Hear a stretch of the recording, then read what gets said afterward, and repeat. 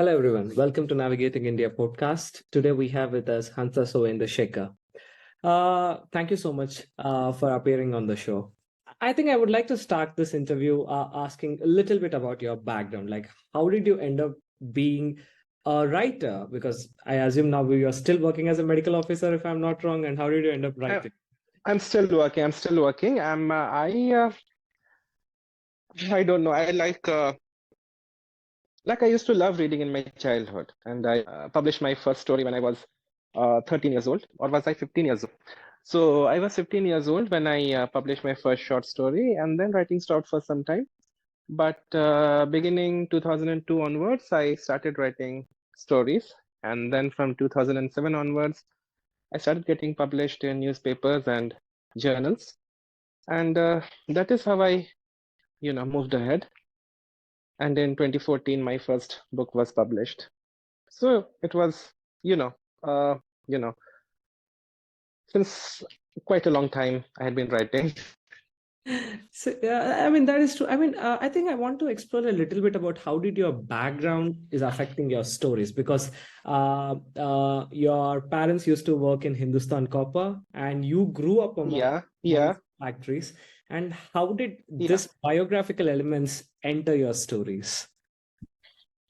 Some of the things which happened in my childhood, the place where I grew up. The place where I grew up was actually the township of Hindustan Copper Limited. The factory was called Indian Copper Complex. It is still there in a place called Mobhandar in Jharkhand, which comes under the Ghatshila subdivision. And there is a story in my short story collection, the Adivasis Will Not Dance. The story is called Basoji's story. There is, a description of a copper township on one side, and there's a village outside the township. So this is the township and the villages which I saw. Then there is the story Eating with the Enemy, where another place is mentioned, which I have not mentioned it as a township. I have just mentioned a bungalow and the outhouse. So that was the kind of house I spent my childhood in. So all those elements have, made their way into my writings. Yes, I mean, you also write in the acknowledgement of your first novel, how that is based on some of the many incidents that you have heard when you are a child. Yes, Rupi Baskey was written out of, family gossip and village gossip. Yeah. So that's interesting. I think the second question I want to ask is, how do you feel about the Christmas? Now that the Christmas is coming and you have already written an essay about yes. How you got to know more about Christmas and Durga Puja than celebrating Santhal festivals. Yes, because Christmas and Durga Puja was the most popular one, right? Because it was everywhere and Christmas was there in school. So that is how your society, the people amongst which you live, and the school you go to, they influence you. So that is how I, came to know more about Durga Puja and Christmas even before I could learn about my own festivals. But that's okay. That's okay. I enjoy all festivals. I mean, so after Jharkhand being carved as a separate state, do you think this influence reducing, or does the Bengali influence, if I can use that word very loosely, is still highly prevalent in the traditions of Jharkhand? There are a lot of influences here. In the patch where I'm living in, there is Bengali influence. Then there is also Bihari influence. There's all sorts of influence here. And what was missing was the Adivasi influence.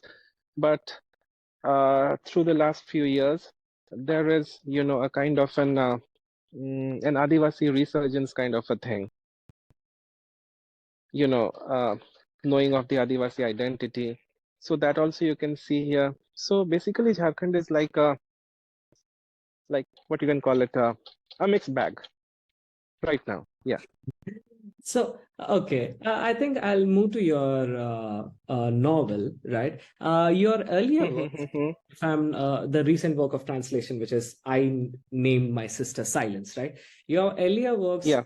especially your short story collections, are mostly focused upon the Santhali tribal community.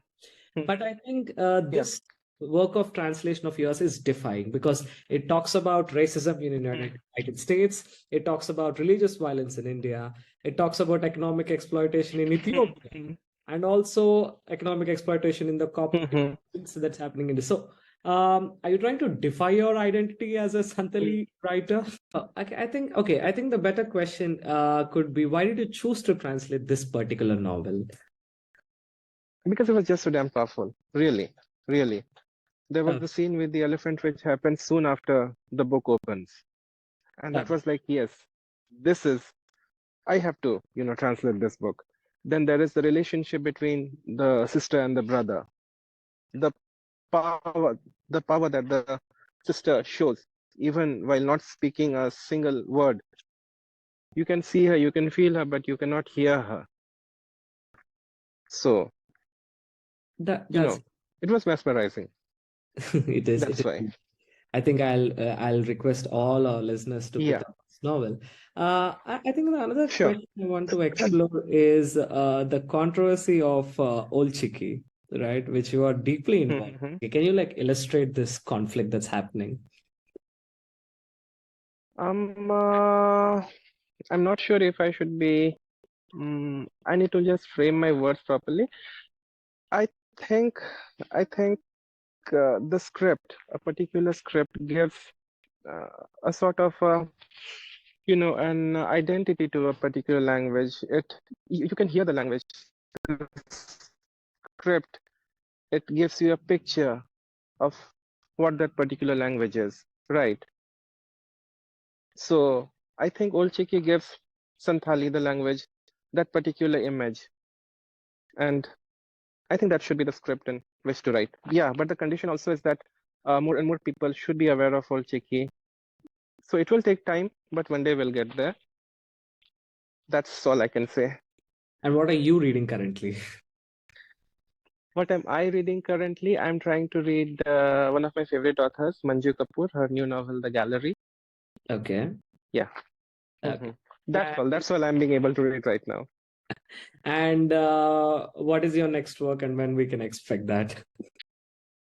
I have quite a few works lined up. Okay. They are in different stages of, submission and publication. So let's Okay. see. But there is an original book I'm coming out with. It is a book for children, Okay. and hope we get to see it soon. Yeah.